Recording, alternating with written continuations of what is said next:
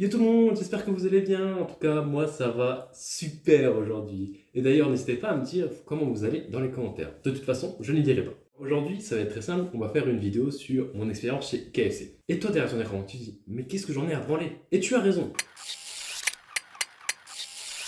Mais aujourd'hui, comme la tendance est de raconter sa vie de merde, je me suis dit, pourquoi pas faire pareil. Nouveau signature by McDonald's, charolais et sauce de moutarde. Alors pendant 2 ans, j'ai effectué un DUT, voilà.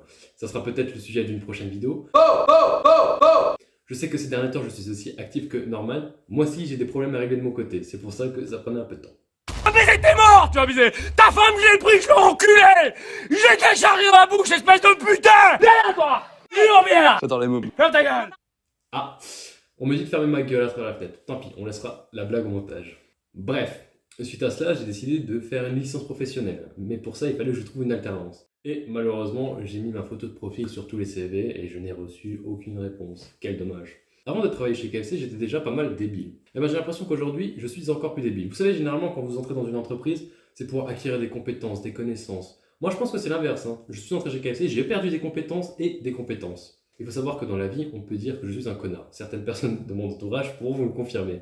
Il a suffi de quelques semaines pour que je sois convoqué pour harcèlement. Viens, toi. C'est très drôle ce qui s'est passé. Il y a une fille, bon, j'ai fait une petite blague un peu... J'ai fait une blague de merde, faut savoir ça de mettre les choses. J'ai sous-entendu qu'une fille était grosse et pour me défendre, j'ai dit qu'elle était maigrichonne. J'ai fait la plus grosse erreur de ma vie. Son copain travaillait chez KFC lui aussi et le lendemain, il est venu me voir et il m'a dit « Hey William, tu te crois au-dessus des autres ?» Bien évidemment que je me crois au-dessus des autres, qu'est-ce que tu crois?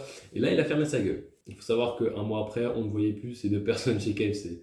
Donc, victoire. Wallah, je les ai éteints.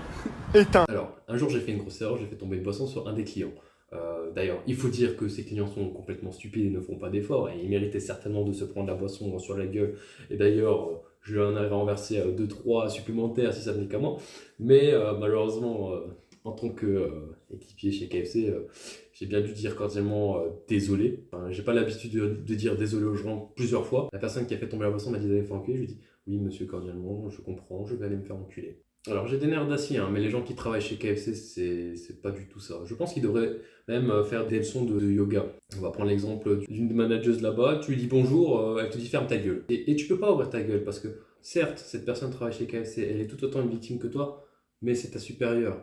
Et là, à ce moment-là, tu sais que tu vas pas passer une bonne journée. D'ailleurs, ça m'est même arrivé, j'entre à peine dans le restaurant et j'entends un tour ta gueule, je sais que je vais pas passer une bonne journée. Cette fille ne te fera pas passer une bonne journée. Alors, je pensais que l'esclavage était aboli en France, mais quand je suis arrivé, je suis tombé sur 2 Albanais. Mais t'es mort, tu vas aviser. Bon, j'ai un peu discuté avec eux, ils sont plutôt marrants parce que je leur ai posé la question pourquoi vous travaillez ici, il y en a un qui m'a répondu pour les papiers. Mais ces types travaillent littéralement pour 2 € de l'heure pour 35 heures semaine. Je pense que oui, l'esclavage existe encore et chez KFC, ils sont au top, ils sont au top. On a assez travaillé pendant l'esclavage, salope. Bon, il me reste des tonnes et des tonnes de choses à dire sur KFC, mais j'ai vraiment la flemme